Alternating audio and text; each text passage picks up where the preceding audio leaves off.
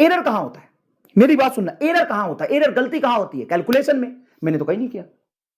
तो साहब ये तो आपके लिए वरदान है, ना तो आपको कैलकुलेशन करना है, ना तो आपको समय लगेगा, और ना ही गलती होगी। तीनों बातें एक साथ। ना तो तुम्हें कैलकुलेशन में समय लगेगा, देखना मेरी बात, ये रहा पूरी मजदूरी, इसमें समय लगेगा, इसमें समय नहीं लगेगा, पहली बात। दूसरी बात, इसमें गलती की चांसेस है क्योंकि कैलकुलेशन में ही गलती होता है, यहां पे कोई कैलकुलेशन नहीं तो गलती की चांस नहीं।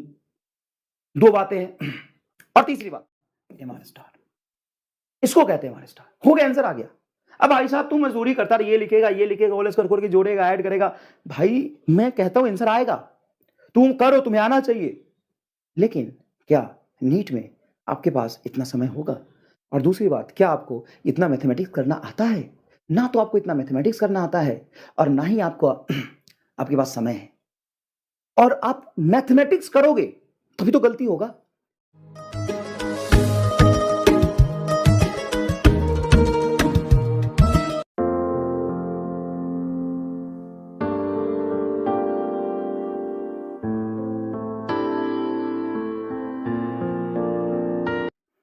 Ratio of intensity of two wave is N.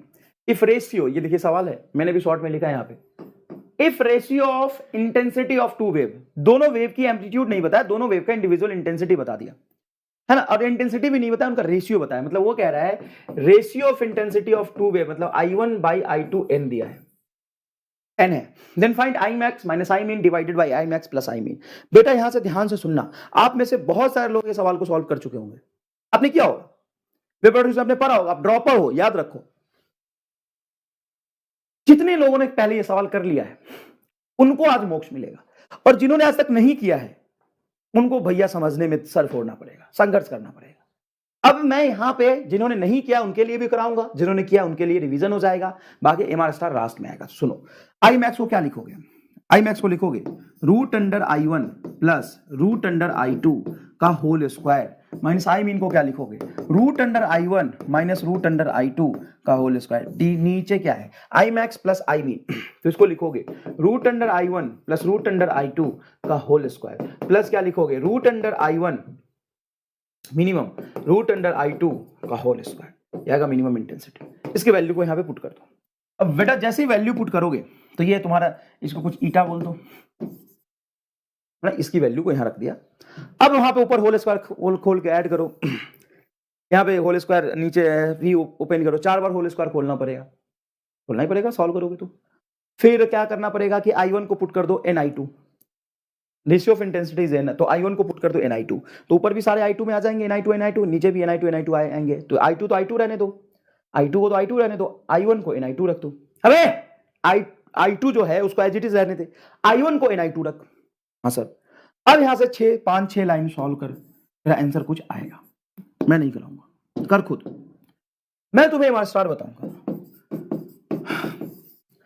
बोलो बोलो बाबू क्या चाहिए? एमआर स्टार चाहिए कि मजदूरी चाहिए? ये पूरी मजदूरी है, पूरी मजदूरी है। अब बच्चे कहते हैं कि सर ये कौन सी खास बात है, इसको तो हम कर लेंगे। हाँ तो कर ले, तेरा जीवन ऐसे ही युगांडा के अंधेरी घाटियों में बीतेगा, तेरा जीवन ऐसे ही युगांडा के अंधेरी घाटियों में बीतता रहेगा।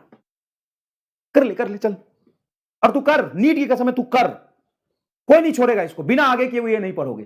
तू पॉज कर और नीट की कसम इसको कर, तभी आगे जाना। कर एक बार, ठीक है? और जैसे बोला वैसे कर, आंसर आएगा।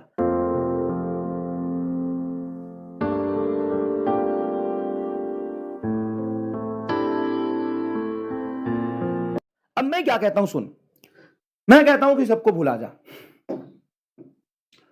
भुला दिया तुम्हें। अब आया है महाराष्ट्र, वो कहता है कि कहां पर हो चक्कर में, कोई नहीं हमारे टक्कर में। कहां पर हो चक्कर में, कोई नहीं हमारे टक्कर में। अरे क्यों नहीं है? इसलिए नहीं है कि सीधा एक लाइन भी नहीं करूंगा, छड़ा आंसर बताऊंगा सीधा। सुन कैसे, अब दोनों की इंटेंसिटी की रेशियो है n। अच्छा ठीक है, इंटेंसिटी का रेशियो n, हाँ ठीक है। अगर मैं इंटेंसिटी के रेशियो n को 1 मान लेता हूं, मतलब दोनों की इंटेंसिटी की रेशियो 1 है, मतलब दोनों की इंटेंसिटी बराबर है। अगर दोनों की इंटेंसिटी बराबर है तो जो मिनिमम इंटेंसिटी बनता है वो डिस्ट्रक्टिव इंटरफेरेंस का होता है ना, मिनिमम इंटेंसिटी डिस्ट्रक्टिव इंटरफेरेंस, उसमें फेज डिफरेंस होता है पाई का। तो यहां पे मिनिमम इंटेंसिटी तो 0 हो जाएगा सर। अरे मेरे लल्ला, दोनों की इंटेंसिटी अगर सेम है, दोनों की इंटेंसिटी सेम है, I1 बटा I2, n को 1 मान लिया, एज्यूम किया। सर ऐसे थोड़ी ना मान लेते हैं, तो बेटा तेरा जीवन ऐसे ही बीतता जाएगा, ऐसे नहीं मानेगा तो ऐसे ही मजदूरी करता रहेगा जीवन में। n इज इक्वल टू 1 है, मैंने माना है। तो दो की इंटेंसिटी बराबर, और मिनिमम इंटेंसिटी क्या होता है, तो root I1 minus root I2, तो ये 0। अगर I1 बराबर I2 है तो ये 0 हो जाएगा, तो यहाँ पे 0 रखो, ये 0 रखो, तो I मैक्स क्या होगा सर, वो हमें नहीं निकालना। देख जब ये 0 हो गया, तो समथिंग माइनस 0 समथिंग प्लस 0, तो something by something I max बचेगा। अब इसकी वैल्यू कुछ भी आएगा, डिवाइड करोगे तो कट के एक ही आएगा। हाँ सर, एक ही आएगा। मतलब ये है कि इस पूरे की वैल्यू n को 1 रखने पे 1 आनी चाहिए। और ना तो मैंने ऑप्शन चेंज किया, ना तो सवाल चेंज किया है, तू जाके देख ले, मिलेगा। और आश्चर्य की बात तो ये है कि तुम्हें हर जगह ये सवाल कराया जाएगा। आंसर ऐसे ही निकालते हैं। मैं क्या कहता हूं वो सुनो। मैं कहता हूं कहां पड़े हो चक्कर में, देखो इधर आंसर डायरेक्ट देखो, इनको 1 पुट करो, तो सब 2 इंटू 1 डिवाइडेड बाई 1 प्लस 1 2 का होल स्क्वायर 4, तो 2/4 1/2, मतलब ये गलत हो गया। जैसे ही इनको 1 रखूंगा तो बेटा ये 1 और 1 प्लस 1 2, 1/2, ये गलत हो गया। यहां पे रखूंगा 2 इंटू n, मतलब n की वैल्यू 1 रखना है, तो 2 यहां पे आएगा 2 डिवाइडेड बाई रूट n को 1 रखा, 1 प्लस 1 2, 2 से 2 कटा 1 आया। मतलब इस पूरे की वैल्यू ही तो निकालनी थी हमें, वही तो दी हुई है। तो ये n को 1 रखने पे ये हो जाएगा 0, तो ये कट के 1 आना चाहिए। तो n को 1 रखने पे आंसर 1 आना चाहिए, यहाँ पे 1 आ रहा। यहाँ पे देखोगे तो फिर से ये आएगा आपका 1 डिवाइडेड बाई 1 प्लस 1 2 का होल स्क्वायर, तो ये तो नहीं बैठ रहा, ये भी गलत है। तो आंसर कौन सा है, तीसरा। तो तुम्हें डायरेक्ट यह समझाना पड़ा, तो मुझे थोड़ा स्ट्रेस देना पड़ा, समय लगा। नहीं तो मुझे तो देख के आंसर दिख रहा है, सवाल पढ़ा मुझे आंसर दिख रहा है, यही होगा, दूसरा कोई आंसर हो ही नहीं सकता है।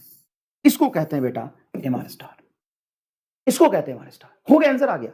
अब भाई साहब तू मजदूरी करता रहा, ये लिखेगा होल स्क्वायर करके जोड़ेगा, ऐड करेगा। भाई मैं कहता हूं आंसर आएगा, तुम करो, तुम्हें आना चाहिए। लेकिन क्या नीट में आपके पास इतना समय होगा? और दूसरी बात, क्या आपको इतना मैथमेटिक्स करना आता है? ना तो आपको इतना मैथमेटिक्स करना आता है, और ना ही आपको आपके पास समय है। और आप मैथमेटिक्स करोगे तभी तो गलती होगा। एरर कहां होता है, मेरी बात सुनना, एरर कहां होता है, एरर गलती कहां होती है, कैलकुलेशन में। मैंने तो कहीं नहीं किया।